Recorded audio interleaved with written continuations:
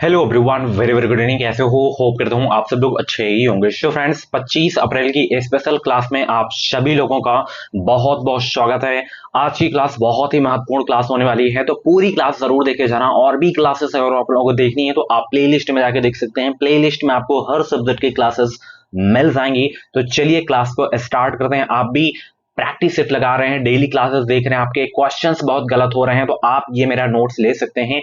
अंतिम 35 दिन आप इस नोट्स को पढ़कर बेहतरीन स्कोर एग्जाम में कर सकते हैं। तो ये स्क्रीन पे आपको व्हाट्सएप नंबर दिख रहा होगा, इस पे आपको मैसेज करना है, आपको नोट्स दे दिया जाएगा मात्र 49 रुपीज में।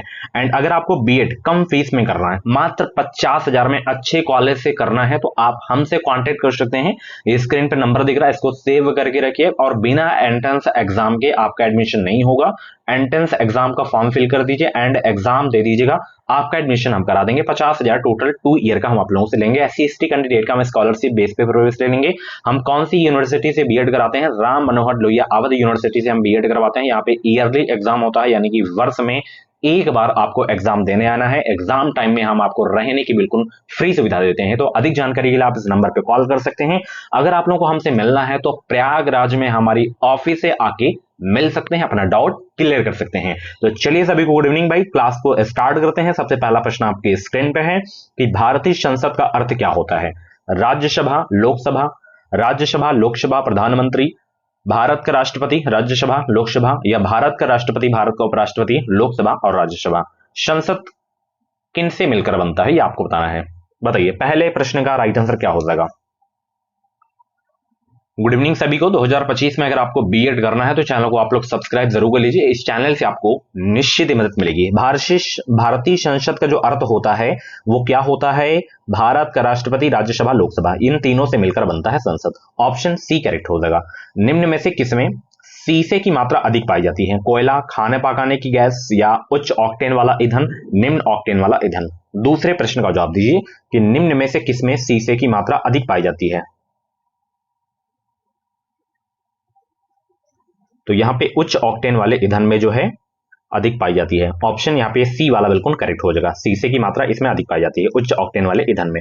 अर्थशास्त्र की रचना किसने की थी? Very very most important question आपके एग्जाम के लिए। अर्थशास्त्र की रचना किसने की थी? घनानंद, बिंबिसार, कौटिल्य या पुष्यमित्र? बताइए अर्थशास्त्र की रचना किसने की थी? Very very most important question आपके एग्जाम के लिए। तो इसकी रचना कौटिल्य के द्वारा की गई थी। ऑप्शन बी आपका बिल्कुल करेक्ट हो जाएगा। अगला प्रश्न है, भारत के राष्ट्रवादी नेताओं ने साइमन कमीशन का बहिष्कार किया था क्योंकि वे समझते थे कि यह मात्र दिखावा है, या कमीशन के सभी सदस्य अंग्रेज थे, या कमीशन के सदस्य भारत के विरुद्ध धारणाओं वाले थे, या वह भारतीय मांगों को पूरा नहीं करता था। 4 का जवाब दीजिए सब लोग। भारत के राष्ट्रवादी नेताओं ने साइमन कमीशन का बहिष्कार किया था क्योंकि जो है कमीशन के सभी सदस्य अंग्रेज थे। ऑप्शन यहाँ पे आपका बी वाला बिल्कुल करेक्ट हो जाएगा। अगला प्रश्न है, भारत में त्रिस्तरीय पंचायत राज प्रणाली का प्रस्ताव किसने किया था? बलवंत राय मेहता समिति, अशोक मेहता समिति, रॉयल कमीशन, या उपरोक्त में से कोई नहीं। 5 का जवाब दीजिए सब लोग। भारत में त्रिस्तरीय पंचायत राज प्रणाली का प्रस्ताव किसने किया था? 5 को जवाब देने का प्रयास करेंगे। बहुत इंपॉर्टेंट क्वेश्चन आपके एग्जाम के लिए। यह प्रश्न कई बार बीएड एंट्रेंस एग्जाम में पूछा जा चुका है। तो यहाँ पे 5 का करेक्ट आंसर आपका बलवंत राय मेहता समिति हो जाएगा। चलिए अगला प्रश्न है, संवैधानिक प्रणाली के असफल हो जाने पर किसी राज्य में राष्ट्रपति शासन संविधान की किस धारा के अंतर्गत लागू किया जाता है? 352, 360, 356 या 350? 6 का जवाब दीजिए सब लोग।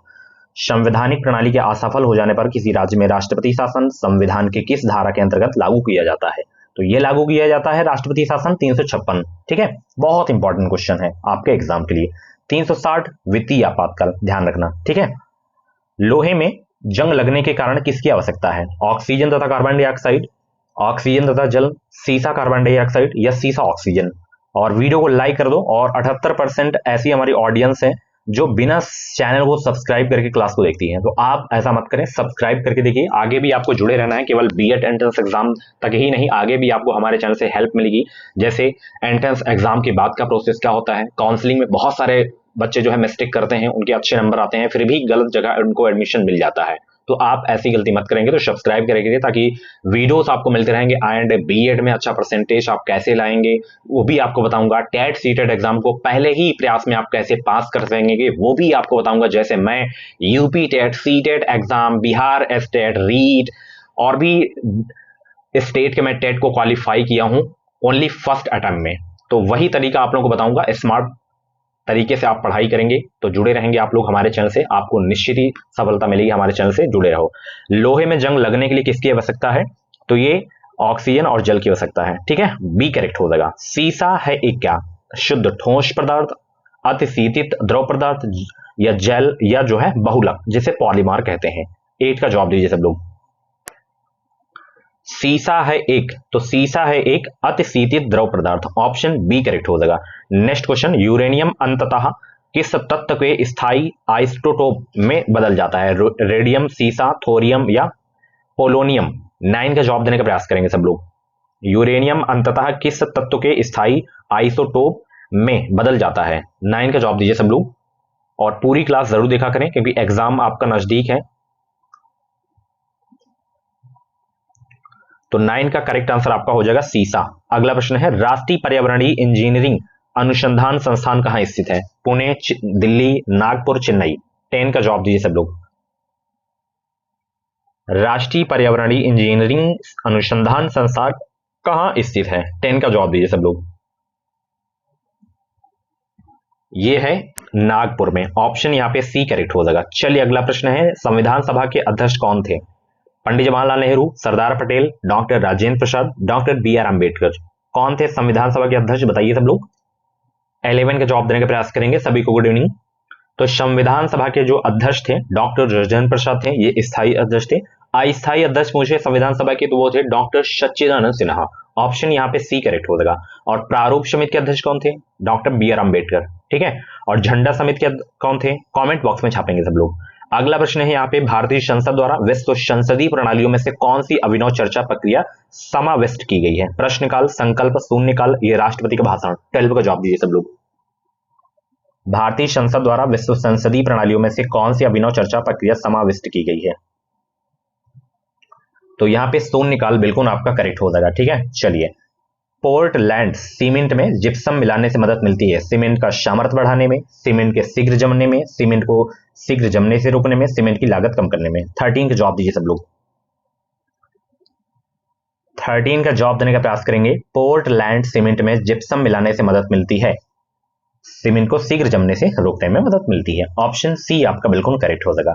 चलिए, श्वेत फुफ्फुस रोग पाया जाता है कागज उद्योग के कर्मचारियों में, या सीमेंट उद्योग के कर्मचारियों में, या कपास उद्योग के कर्मचारियों में, या पीड़क नाशक उद्योग के कर्मचारियों में? 14 का जवाब दीजिए सब लोग। श्वेत फुफ्फुस रोग पाया जाता है, तो ये पाया जाता है पीड़क नाशक उद्योग के कर्मचारियों में, ऑप्शन यहाँ पे आपका डी वाला बिल्कुल करेक्ट हो जाएगा। अगला प्रश्न है, आयोडोफॉर्म का प्रयोग किस रूप में किया जाता है? ज्वर रोधी, पीड़ाहारी, प्रतिरोधी, संज्ञाहारी? 15 का जवाब देने का प्रयास करेंगे सब लोग। तो यहाँ पे प्रतिरोधी आपका बिल्कुल करेक्ट आंसर हो जाएगा। चलिए, पेंडुलम को चंद्रमा पर ले जाने पर उसकी समय अवधि उतनी ही रहेगी, या शून्य हो जाएगी, या घटेगी, या बढ़ेगी? 16 का जवाब दीजिए सब लोग। पेंडुलम को चंद्रमा पर ले जाने पर उसकी समय अवधि क्या होगा? बढ़ेगी, ठीक है, ध्यान रखना, बहुत इंपॉर्टेंट क्वेश्चन है ये। अगला प्रश्न है, लार किसके पाचन में मदद करती है? वसा, प्रोटीन, स्टार्च या विटामिन? 17 का जवाब दीजिए। लार किसके पाचन में मदद करती है? तो ये स्टार्च में, ठीक है, ऑप्शन यहाँ पे बी आपका बिल्कुल करेक्ट हो जाएगा। मानव शरीर में सबसे लंबी अस्थि कौन सी है? बताइए, मानव शरीर में सबसे लंबी अस्थि कौन सी है? 18 का जवाब दीजिए। मानव शरीर में सबसे लंबी अस्थि कौन सी है? तो वो है ऊरु अस्थि, ऑप्शन सी करेक्ट हो जाएगा। चलिए अगला प्रश्न है, ल्यूकीकिया या रक्त कैंसर का लक्षण निम्न में से किसमें असामान्य वृद्धि है? बताइए, लाल रक्त कोशिकाएं, श्वेत रक्त कोशिकाएं, रक्त पट्टिकाणु, रक्त प्लाज्मा? 19 का जवाब दीजिए सब लोग।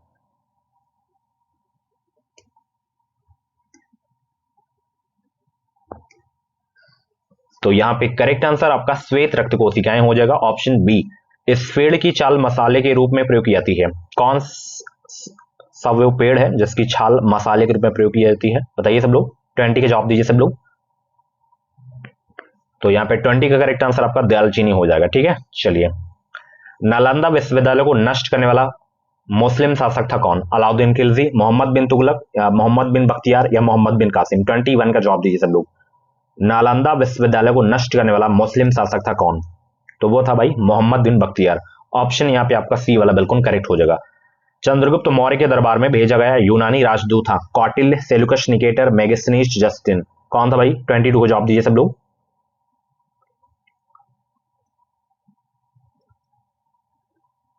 तो यहाँ पे 22 का जो करेक्ट आंसर होगा मेगस्थनीज हो जाएगा। ठीक है, ऑप्शन सी करेक्ट हो जाएगा। रामायण का अनुवाद फारसी में किसने किया था? अबुल फजल, अब्दुल लतीफ बदायूनी, इसरदाश। 23 का जवाब दीजिए सब लोग। रामायण का अनुवाद फारसी में किसने किया था?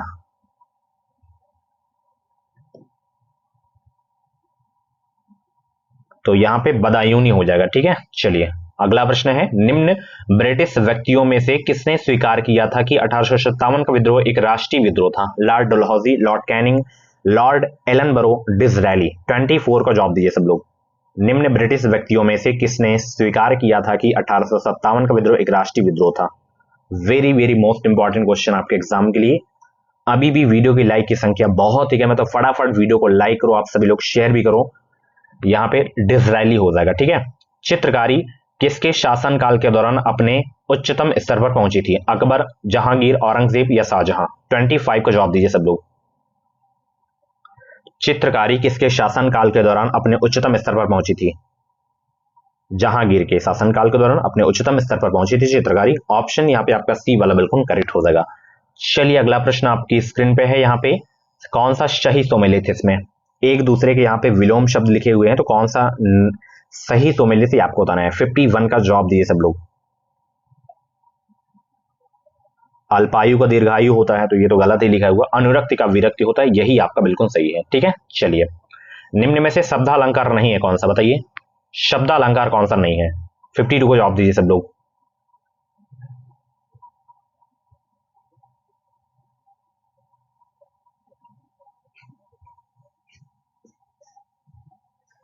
तो इसमें उपमा अलंकार आपका शब्दालंकार नहीं है। ठीक है, चलिए निम्न में से अर्थालंकार नहीं है कौन सा? 53 का जवाब दीजिए सब लोग।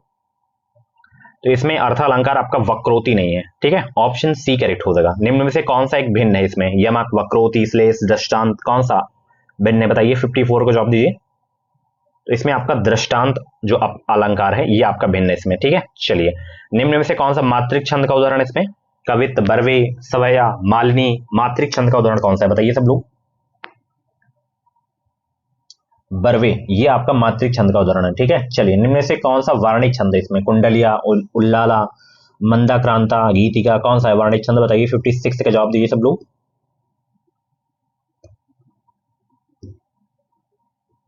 तो मंदाक्रांता इसका करेक्ट आंसर हो जाएगा। ठीक है, चलिए शांत रस का स्थायी भाव क्या है बताइए। शांत रस का स्थायी भाव शोक, निर्वेद, वत्सलता, विस्मय।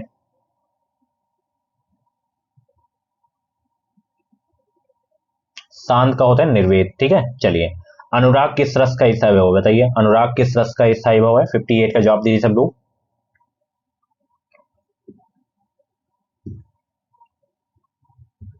तो यहाँ पे वात्सल रस का है। ठीक है, चलिए शंकर का सही संधि विच्छेद क्या होगा बताइए। 59 का जवाब दीजिए। शंकर का सही संधि विच्छेद क्या होगा? समधन कर हो जाएगा। क्या होगा? समधन कर। ऑप्शन ए करेक्ट हो जाएगा। चलिए व्यर्थ का सही संधि विच्छेद क्या होगा? व्यर्थ का 60 का जवाब दीजिए सब लोग। व्यर्थ का सही संधि विच्छेद क्या होगा?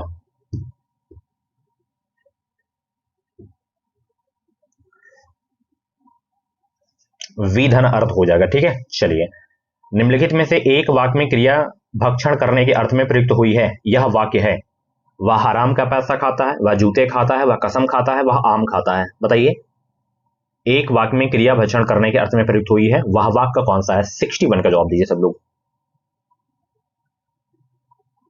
तो यहाँ पे करेक्ट आंसर आपका वह आम खाता है हो जाएगा। ठीक है, चलिए अगला प्रश्न यहाँ पे, तू डाल डाल मैं पात पात का अर्थ क्या है? खतरा उठाना, आगे आगे दौड़ना, या पेड़ पर चढ़कर खेलना, या चालाकी का जवाब चालाकी से देना। 62 का जवाब दीजिए सब लोग। तू डाल डाल मैं पात पात का अर्थ क्या है?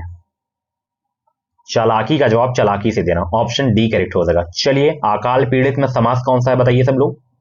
अकाल पीड़ित में समास है कर्मधारय, द्वंद्व, तत्पुरुष, बहुव्रीहि। तो अकाल पीड़ित में जो आपका समास है तत्पुरुष समास है। ऑप्शन यहाँ पे आपका सी वाला बिल्कुल करेक्ट हो जाएगा। चलिए अन्वेषण का शुद्ध संधि विच्छेद है क्या? अन्वेषण का शुद्ध संधि विच्छेद क्या होगा? बहुत इंपॉर्टेंट क्वेश्चन है और बहुत ही सरल प्रश्न भी है। बताइए सब लोग, अन्वेषण का संधि विच्छेद क्या होगा? तो अनुधन एषण हो जाएगा। ऑप्शन डी आपका बिल्कुल करेक्ट हो जाएगा। निम्नलिखित शब्दों में योगरूढ़ शब्द कौन सा है? बताइए सब लोग, योगरूढ़ शब्द कौन सा है? चक्रपाणी, पाठशाला, उपचार, अभिव्यक्ति। तो यहां पे चक्रपाणी योगरूढ़ शब्द है। गोधूम का तद्भव है क्या? गेहूं, गोबर, गोधन, गाय, क्या होगा? बताइए, गोधूम का तत्सम गेहूं हो जाएगा। ऑप्शन ए करेक्ट हो जाएगा। ये क्वेश्चन बहुत पूछा जाता है। तल्लीन शब्द में सही उपसर्ग का विच्छेद है, इसका आपको विच्छेद बताना है तल्लीन का।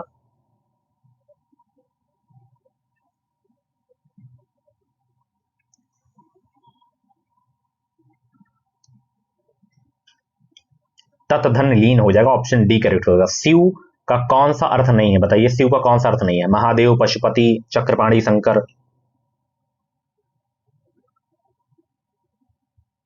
तो यहां पे चक्रपाणी नहीं होगा। ठीक है, चलिए, कारक के भेद कितने हैं? बताइए, 5, 6, 8, 7 कितने होते हैं कारक के भेद?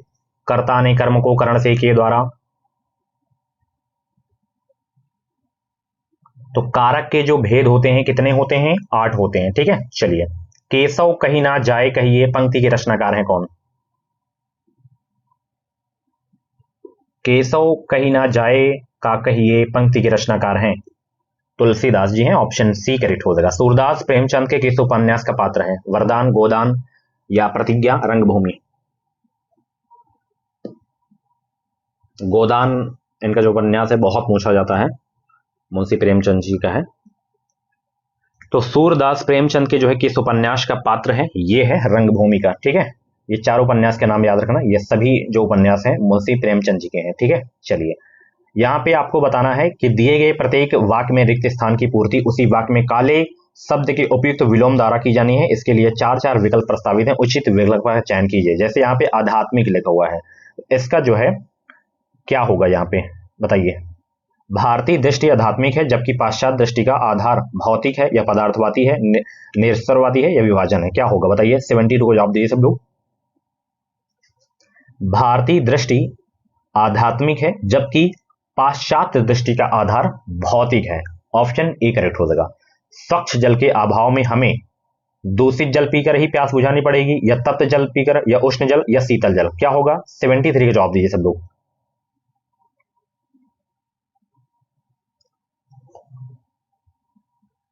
तो यहां पे करेक्ट आंसर आपका दूषित जल पीकर ही प्यास बुझानी पड़ेगी। ठीक है, चलिए, 15 अगस्त 1947 को भारत ने यहां पे स्वतंत्रता की जंजीरें तोड़कर क्या प्राप्त की? स्वतंत्रता प्राप्त की, या स्वच्छंदता, या पराधीनता, या स्वयं संवैधानिकता? क्या प्राप्त की? बताइए सब लोग। 74 को जवाब दीजिए। स्वतंत्रता प्राप्त की थी। ठीक है, चलिए, यथार्थ किस समास का उदाहरण है? यह आप लोगों के लिए होमवर्क है। यथार्थ में जो भी समास हो कमेंट बॉक्स में आप लोग छापेंगे इसका राइट आंसर, और बाकी जितने भी क्वेश्चंस आपके करेक्ट हुए हों कमेंट बॉक्स में अपना रियल स्कोर आप लोग जरूर बताना।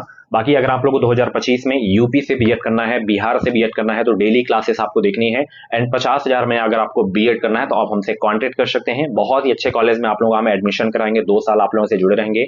एग्जाम टाइम में आपको हम रहने की बिल्कुल फ्री सुविधा भी देंगे।